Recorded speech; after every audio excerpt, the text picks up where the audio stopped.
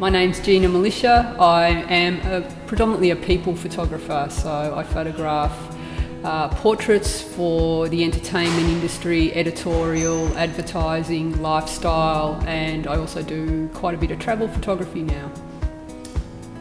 I decided to photograph people as my main theme because I just felt like I was really comfortable doing it. It was what makes me happiest. My big break in photography came because I was actually at university studying and I was sent to work by fluke with a really well-known fashion celebrity photographer in Melbourne at the time, and I was sent out to intern with him for 8 weeks. I didn't have a clue about anything, so I was in his studio and he'd be handing me things like a diffuser board, and he'd say, "Can you pack this up for me?" And he'd show me how to do it. I'd go, "Yeah, I can do that." I'd get it, have a few goes, get it wrong, and then I just snapped it in half and rolled it up and gave it back to him. I think it took him about a week to realise I had no clue about anything to do with photography, so he lost all confidence in me and he would leave me at the studio. So here I am interning for one of the coolest fashion celebrity photographers in Melbourne, and he's off on shoots hiring other photographers, and I'm sitting there in the studio going, well, what do I do? So, being brought up at WOG, I cleaned. Every day I would come into his studio, I'd vacuum, I'd scrubbed his toilet, I cleaned his benches, I cleaned the coffee machine, and that's how I would keep myself busy every day. Bizarrely, at the end of 8 weeks, he turned around and he said, "I actually noticed everything you did," and he said, "No one that's ever worked here has actually ever done any of that stuff without being asked." He said, "I'd really like to offer you a job as my full-time assistant." That was my break. I actually scrubbed the toilet, and that's how I got a break in the photography business.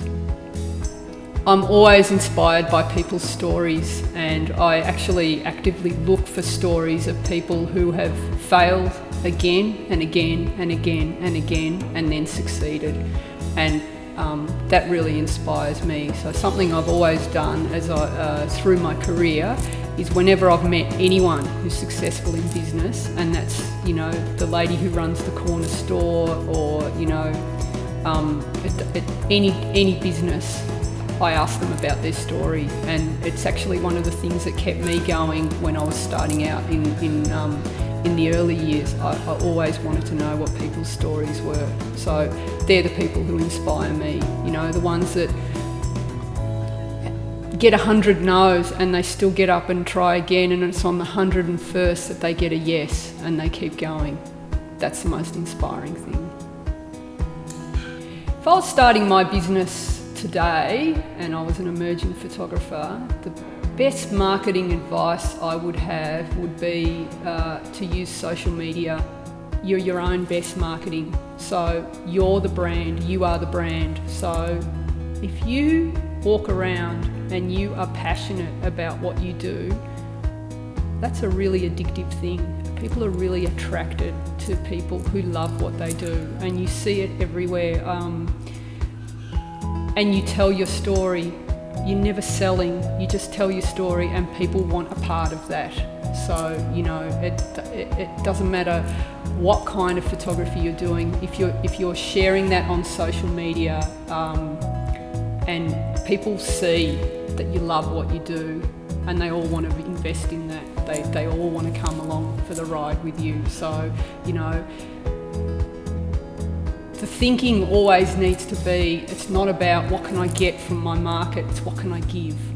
So if you're out there on social media, and I would have a Facebook page, I would have an Instagram, I would have Twitter, I'd be on Google+, I'd be on LinkedIn, all of them. You can link them all in together, but you need to share your work. Share other photographers and artists that you love, and share the love always, and then offer information that's useful to everyone. I spend a fair bit of time doing my personal work.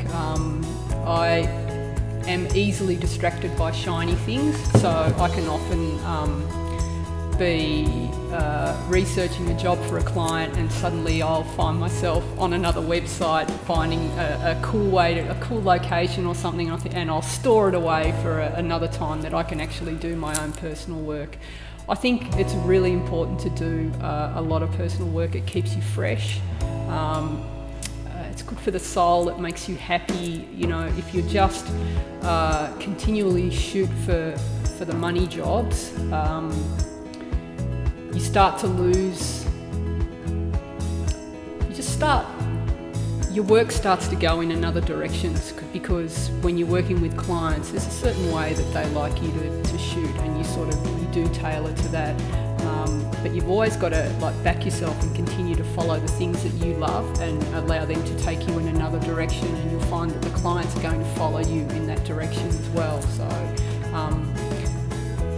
I do a lot of personal stuff. I do a lot of travelling, and when I'm travelling it's always my personal work, and that's just for the love of it. I love doing Instagram, and that really keeps your eye in. You're always, I'm on all the time. I can't talk to someone in a room without looking at the catch lights in their eyes and going, wow, just move over here a little bit. Yeah, wow, that's really beautiful. We should come back here and do a shoot.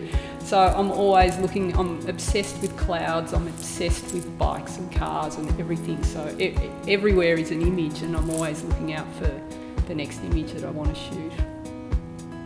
When I was starting out as a photographer, it was a really difficult time. I have to say that in all honesty, the first 10 years for me were hand-to-mouth, a hand-to-mouth existence. And during that time, I actually raised 2 children, and there was never any left over at the end of the week. I barely made rent every week. There were times when I had to go, hat in hand and ask family for help.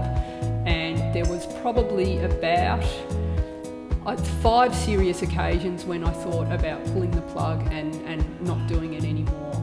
And the thing that kept me going during that time is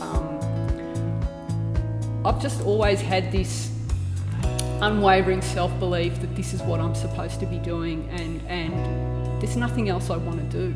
So I've always said I am happiest doing what I love, and if that's not going to make me wealthy, then I don't care, because I'd actually prefer to be this way than working in an office and miserable and never having had a go. So I had to see it through to the end somehow. So the thing that really kept me going was I just continued to, everyone I met, every single person, it didn't matter what level they were in their business, I continued to ask them their story, and their story was important to me, and how they got there, and what were the hurdles, and how hard was it. And I was obsessed with finding out how long was it hand to mouth for, how did you go without, tell me about the struggle. I needed to know. And every time someone who was really successful told me that in the early years they struggled, somehow that made me feel better, and I'm like, if they can do it, I can do it too. And that's what kept me going in the early years. I'm seeing my business in the next 5 years as probably going more into an area of developing my teaching, writing books, mentoring, more workshops, more hands-on, and I'd really like to be the mentor to a lot of photographers that I always wish I had as I was coming through, and just someone to, we all need just someone to say, it's going to be all right, and to give everyone that little shove to say, you can actually do this, and all it's stopping you is, just having that self-confidence to do it. So, I see myself really doing a lot more of that, and concentrating more on personal work and that sort of thing. When I was starting out, the best piece of advice I got, and the one that's just stayed with me forever, was when I started my first job. My dad said to me, whenever you've got nothing to do, pick up a broom and sweep. And that applies to everything in my life. It's just like every day you just need to show up and do something, because if you just sit there and you're inactive, you're not going to make changes. It's hard starting out. I'm not going to argue that it's difficult, and you get rejected a lot. And sometimes, and as artists, to be any good at what we do, we have to be really sensitive, right? And so coping with rejection is hard, but if you just keep turning up every day and doing something, eventually it shifts. And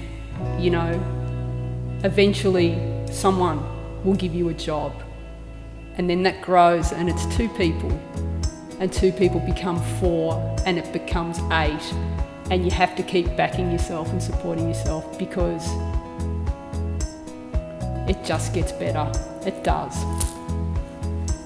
If I could go back in time 25 years and talk to little Gina again, things I'd tell her is that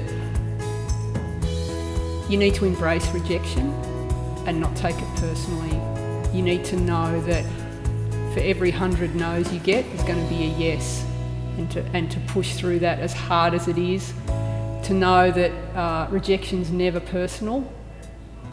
Be confident about promoting yourself and telling your story with every single person you meet, and that's not sitting there and pumping yourself up everywhere you go, but just share that passion that you have for what you do, because you actually never know when your next break is going to come, Don't be afraid of trying new stuff, and, love every minute, because you're really lucky. To do what you love every day is probably the greatest gift you could have, and there's not many people that say that they go to work every day doing what they love. So, embrace it, love it, enjoy it.